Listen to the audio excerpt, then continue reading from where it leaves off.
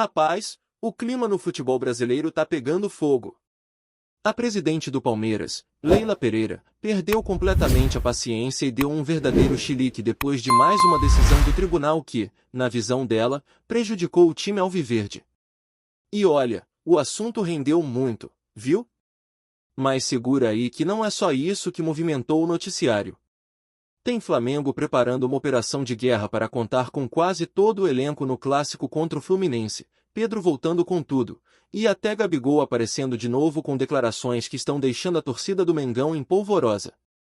Então vem comigo, porque tem muita coisa acontecendo e você vai entender tudo que tá rolando nos bastidores do clube mais amado do Brasil. O Flamengo tá naquela correria insana para garantir que seus principais jogadores estejam disponíveis para o jogo decisivo contra o Fluminense.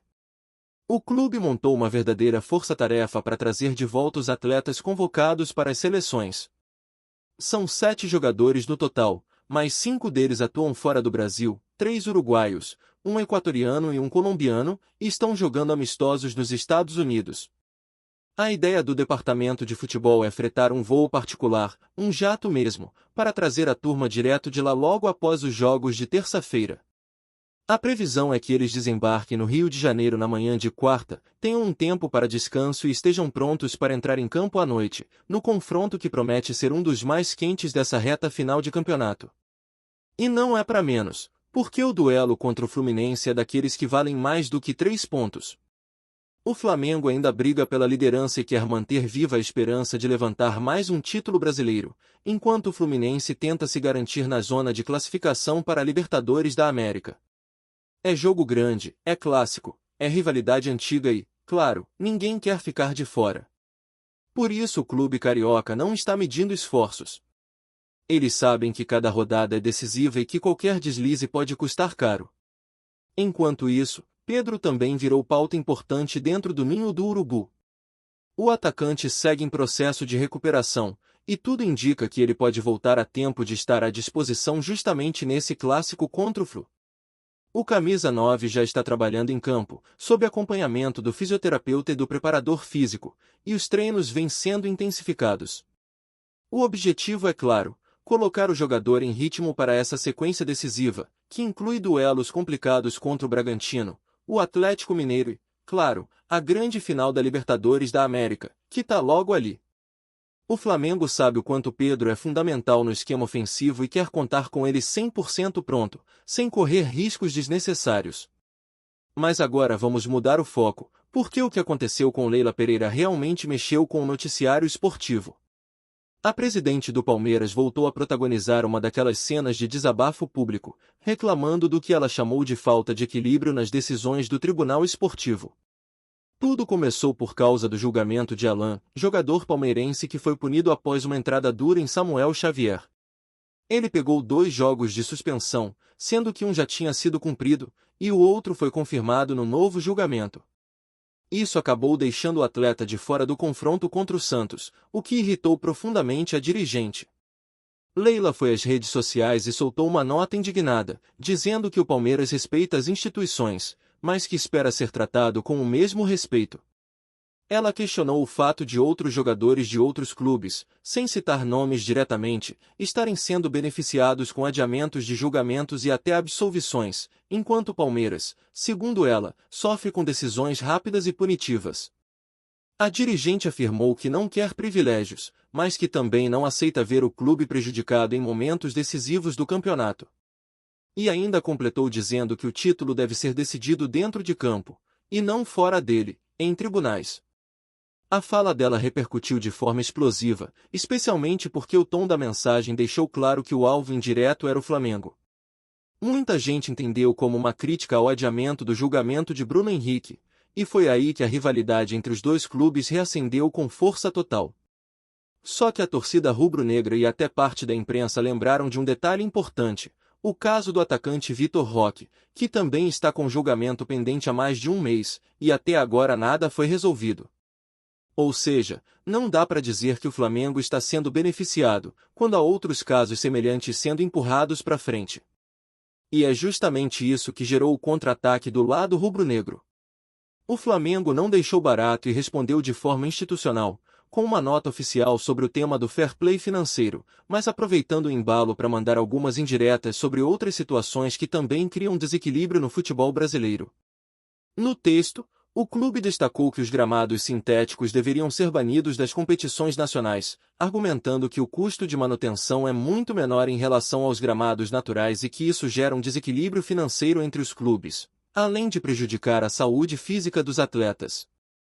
Foi um recado claro, que muita gente entendeu como uma cutucada direta no Palmeiras, dono de um dos estádios com gramado artificial mais conhecidos do país. Essa troca de farpas reacende uma velha disputa de bastidores entre Flamengo e Palmeiras, dois clubes que vêm dominando o futebol brasileiro nos últimos anos e que vivem se provocando fora de campo. O curioso é que, enquanto isso tudo acontece, os dois continuam brigando lá em cima na tabela, trocando liderança, se enfrentando indiretamente rodada após rodada. E o torcedor adora, porque essa rivalidade vem ganhando contornos cada vez mais intensos. No meio de tudo isso, quem também resolveu aparecer foi Gabigol.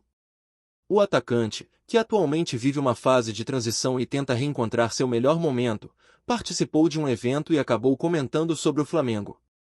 Durante uma conversa descontraída, ele relembrou aquele pênalti decisivo contra o Cruzeiro, dizendo que foi um dos mais difíceis que já bateu na vida. Falou também sobre o futuro, sobre o que espera do Mengão e soltou aquela frase que todo rubro-negro gosta de ouvir: o Flamengo vai ser campeão da Libertadores. E não parou por aí, ainda cravou que o Santos vai escapar do rebaixamento e que o Cruzeiro tem chances na Copa do Brasil. Quando perguntaram para ele quem levaria o título brasileiro, ele respondeu sem pensar duas vezes: entre Flamengo e Palmeiras, o campeão vai ser o Flamengo.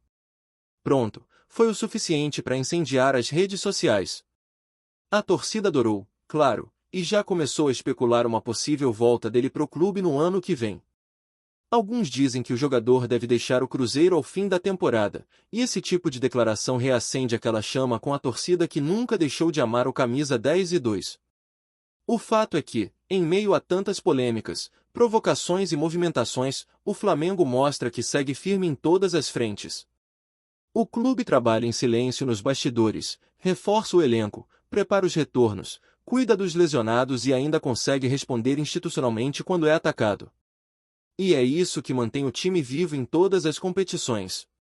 Afinal, o Flamengo é aquele tipo de clube que se alimenta da pressão, que cresce na adversidade e que transforma qualquer provocação em combustível para seguir lutando por títulos. Enquanto o Flamengo trabalha pesado para colocar todo mundo em campo e seguir firme na briga pelo título, a movimentação fora das quatro linhas continua intensa. O clima de bastidor está fervendo e a disputa de egos entre dirigentes e clubes grandes parece um campeonato à parte. Depois do desabafo da presidente do Palmeiras, Leila Pereira, muita gente passou a questionar se a revolta dela foi realmente por justiça ou se foi mais uma tentativa de colocar o Flamengo no centro das atenções, como acontece tantas vezes. O curioso é que, sempre que o Mengão está perto de uma grande decisão, surgem essas polêmicas, essas acusações de favorecimento, como se o clube não tivesse força suficiente para conquistar o que conquista dentro de campo. Só que o torcedor rubro-negro já está acostumado com isso e sabe muito bem que, no fim das contas, é o futebol que fala mais alto. A verdade é que o Flamengo tem sido o alvo principal há algum tempo. Quando o time está em boa fase, falam que é porque tem dinheiro. Quando o time não vai tão bem, dizem que o elenco é mimado. E quando o clube cobra seus direitos, acusam de arrogância. Só que ninguém fala do planejamento que o Flamengo faz, da estrutura que foi montada, do investimento em profissionais, da preparação física e mental que o elenco tem. O Flamengo virou referência, por isso mesmo, incomoda.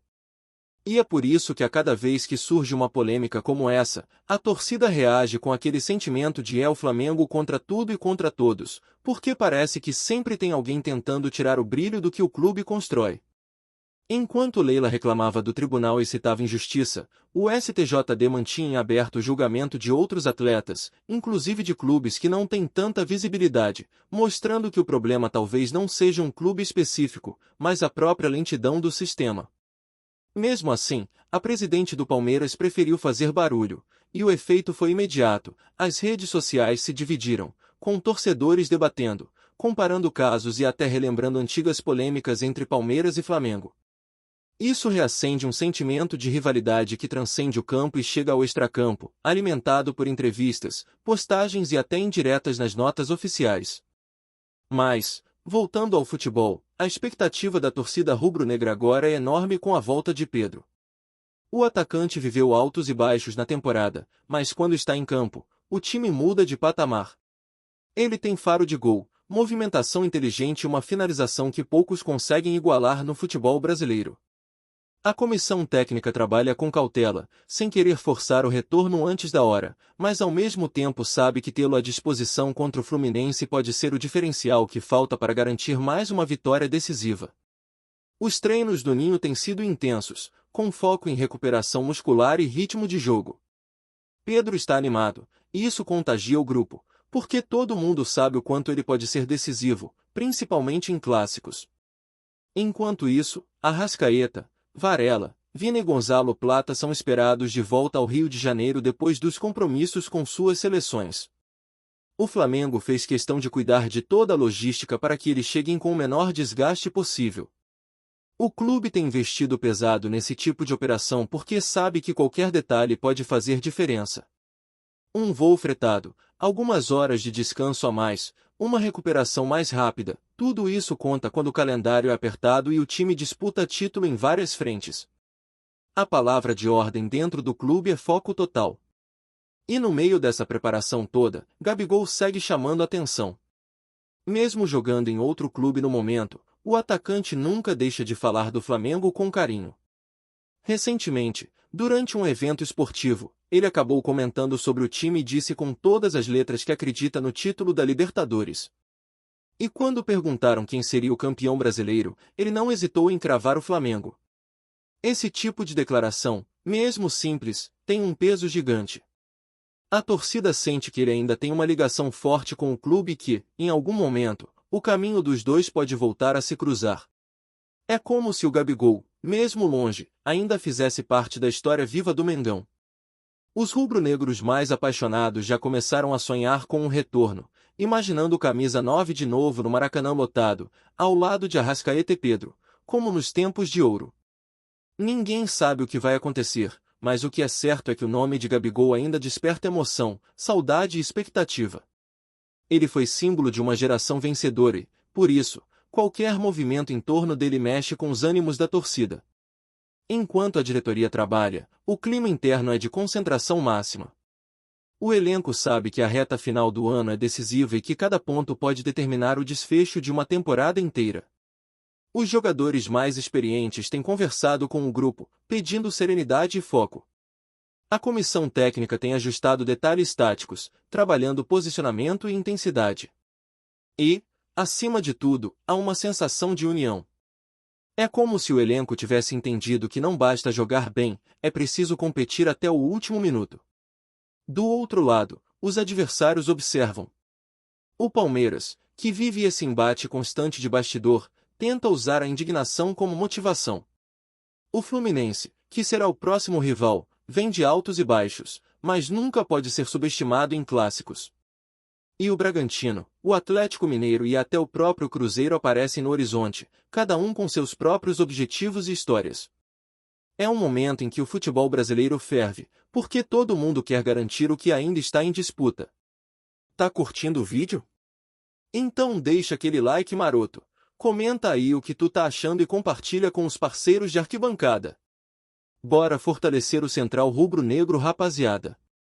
O mundo do futebol brasileiro e internacional está em polvorosa com um rumor que vem tomando conta das redes e dos corredores da imprensa esportiva. Carlo Ancelotti, o lendário técnico italiano que atualmente comanda a seleção brasileira, teria enviado uma mensagem direta e enigmática a Pedro, atacante do Flamengo, e a repercussão disso já virou pauta quente nos principais veículos do país.